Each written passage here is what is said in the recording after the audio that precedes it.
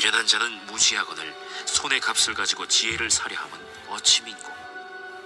친구는 사랑이 끊어지지 아니하고 형제는 위급한 때를 위하여 낳느니라. 지혜 없는 자는 남의 손을 잡고 그의 이웃 앞에서 보증이 되느니라. 다툼을 좋아하는 자는 죄과를 좋아하는 자요 자기 문을 높이는 자는 파괴를 구하는 자니라. 마음이 굽은 자는 복을 얻지 못하고 혀가 패역한 자는 재앙에 빠지느니라.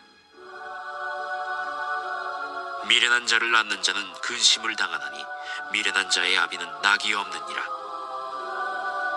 마음의 즐거움은 양약이라도 심령의 근심은 뼈를 마르게 하느니라. 악인은 사람의 품에서 뇌물을 받고 재판을 굽게 하느니라.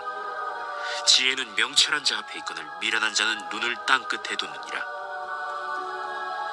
미련한 아들은 그 아비의 근심이 되고 그 어미의 고통이 되느니라.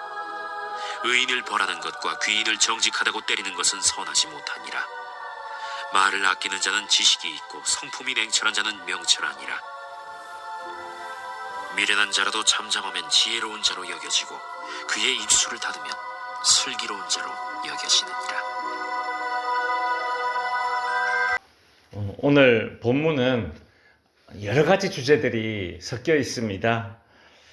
그래서 오늘은 16절부터 28절에 나오는 이 다양한 주제들 중에서 지혜와 미련함에 관한 주제들만 이렇게 뽑아내어서 한번 살펴보도록 하겠습니다. 우리나라는 안 되지만 미국은 학벌을 돈을 주고 살 수 있습니다. 미국의 아주 유명한 그리고 좋은 대학, 아이비리그 대학들도 돈을 내고 입학을 합니다. 이제 기부금 입학제라고 해서 우리는 이제 안 돼요. 근데 미국은 돼요. 근데 학벌은 돈 주고 살 수 있지만 지혜는 돈을 주고 살 수 없는 것입니다. 오늘 본문 16절에 보면 미련한 자는 무지하거늘 손에 값을 가지고 지혜를 사려 함은 어찌민고 라고 하죠. 솔로몬은 미련한 자가 지혜를 돈 주고 사려 한다 그렇게 지적을 합니다. 그 지혜에 관심이 있어서 그런 게 아니에요. 지혜롭고 싶어서 그런 게 아니에요. 이 미련한 자가 값을 주고 돈을 주고 지혜를 사려고 하는 것은 돈 많은 사람들이 가지고 있는 어떤 수집증 가운데 하나입니다. 자동차라든가 그림이라든가 골동품, 보석, 가방, 시계, 향수, 와인, 위스키, 이제 부동산, 골프채. 돈 많은 사람들이 이런 품목들을 이렇게 다양하게 수집을 하려고 해요. 뭔가에 꼽히면. 이것이 이제 일종의 이제 투자도 되는 것이죠. 근데 취미든 투자든 뭔가를 다양하게 그리고 어떤 한 종류를 많이 이렇게 수집하듯이 미련한 자도 지혜를 그 수집품 중에 하나로 그냥 자기 옆에 두고 싶은 겁니다. 지혜롭고 싶진 않아요. 공부하고 싶진 않아요. 근데 학벌은 필요해요. 그래서 학벌을 사듯이 지혜를 그렇게 돈으로 얻을 수 있다고 생각을 한다는 거죠. 그러나 지혜를 얻지 못합니다. 왜입니까? 오늘 본문 24절에 보면 지혜는 명철한 자 앞에 있거늘 미련한 자는 눈을 땅끝에 두느니라. 그 지혜의 출처가 어디인지 모르기 때문에 수집을 할 수 없는 겁니다. 지혜를 얻을 수가 없는 거예요. 지혜는 명철한 자 앞에 있는데 미련한 자는 그저 먼 곳, 어디 땅끝을 바라보고 거기에서 찾으려고 합니다. 이 구절은 두 가지 의미로 해석이 됩니다. 첫째는 지혜는 명철한 자 앞에 있습니다. 여기서 명철한 자는 지혜의 소중함을 알고 지혜를 사모하는 자입니다. 그리고 더 나아가서 지혜의 근원 되시는 하나님을 가리킵니다. 그런데 유유상종이라 했죠. 그저 헛세와 자랑하기만 바쁘고 수집증을 가진 부자들 곁에는 지혜를 사모하는 자가 없습니다. 그러니 지혜를 가질 수 없는 것입니다. 지혜의 근원이신 하나님 앞에 나아가지 않으니 잠언에서 말하는 이 지혜, 진리에 이르지 못하여 구원을 얻지 못하는 것이죠. 두 번째 의미는 이 지혜로운 사람은 지혜로운 일을 추구하지만 미련한 자는 땅 끝에 있는 것들, 즉 저 멀리 어디야? 이거 저 멀리서 온 거야. 귀한 거야.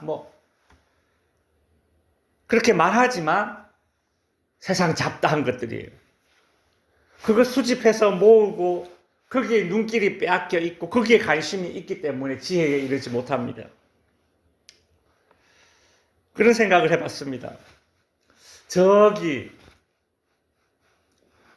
동남아의 어느 나라에 동굴에 살고 있는 새가 있죠.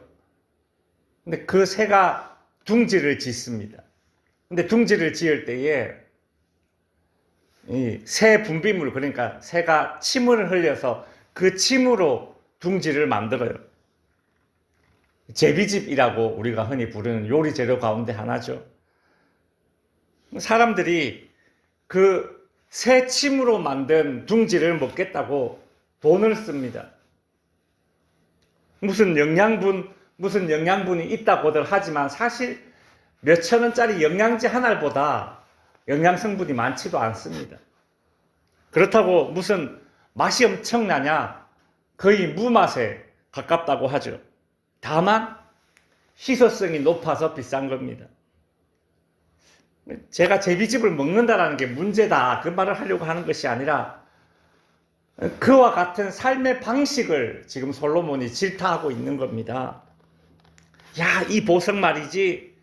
야, 이 위스키 말이지. 야, 이 골동품 말이지. 이게 얼마나 구하기 힘든 건 줄 알아? 그렇게 말하면서 그걸 갖기 위해서 땅 끝에서 온 걸 갖기 위해서, 땅 끝에서 온 걸 먹기 위해서, 그걸 입으려 하기 위해서, 지혜에는, 진리에는 관심이 없는 삶의 방식을 가지고 있는 그런 사람, 그게 미련한 사람입니다. 24절에서 말하는 미련한 자는 눈을 땅 끝에 둔다라는 게 이와 같은 삶의 방식을 가리키는 것이죠. 이런 미련한 사람들의 미련함을 보면서 그나마 안타까워해주는 사람이 있습니다. 그건 그들의 부모들일 겁니다. 그러나 미련한 자들은 땅 끝에 허망한 것에 마음을 두고 있으니 부모의 훈계는 들리지 않고 그저 부모에게 근심만 줄 뿐입니다. 21절, 25절에 보면 미련한 자를 낳는 자는 근심을 당하나니 미련한 자의 아비는 낙이 없느니라. 25절, 미련한 아들은 그 아비의 근심이 되고 그 어미의 고통이 되느니라. 우리가 누군가를 사랑하면 내 행복은 내가 사랑하는 사람의 행복과 일치됩니다. 상대가 기쁘고 평안해야 내가 평안해집니다. 가족으로 엮여 있다라는 게 그런 겁니다. 특히 자녀가 태어나면 부모의 마음은 자녀에게 매입니다.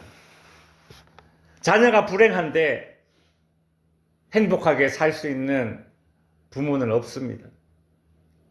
내가 사랑하고 아끼는 그 자녀가 미련하여 근심이 될 때 그 부모는 오늘 본문에서 낙이 없다라고 하는 게 이 말이 정말 맞는 거예요. 그러니 보십시오. 자녀 입장에서는 내가 자녀로 살아가면서 내가 살아가는 이 방식이 부모에게 복이 되기도 하고 부모에게 화가 되기도 하는구나 라는 것을 자녀들은 한 번쯤 정말 깊이 있게 생각을 해야 됩니다. 성찰해야 되는 거예요. 솔로몬은 이렇게 미련한 자라 할지라도 그 미련함이 이제 구제될 수 있는 방법을 이제 알려줘요. 이제 극약 처방이라고 하죠. 비상수단에 쓸 수 있는, 미련한 자가 비상수단에 쓸 수 있는 그 구제 방법을 이야기해줘요. 27절, 28절에서 침묵에 대한 중요함을 이야기하면서 28절에 이렇게 이야기합니다. 미련한 자라도 잠잠하면 지혜로운 자로 여겨지고 그의 입술을 닫으면 슬기로운 자로 여겨지느니라. 잠언은요, 말이 적은 것이 말이 많은 것보다 낫다라는 것을 참 일관되게 주장을 합니다. 심지어 미련한 자라도 말이 적으면 지혜로운 자로 여겨진다. 이제 그렇게 말하는 이제 지경이 되었죠. 그리고 보면 이 침묵이라는 것이 우리 카드 놀이 할 때 조커 카드 있잖아요. 모든 상황을 이렇게 다 커버할 수 있는 그런 조커 카드. 침묵이라는 것이 때로는 우리 삶의 이 조커 카드처럼 그렇게 작동되는구나, 그런 생각을 해봅니다. 기도하겠습니다. 하늘에 계신 우리 아버지여, 이름이 거룩히 여김을 받으시오며 나라가 임하시오며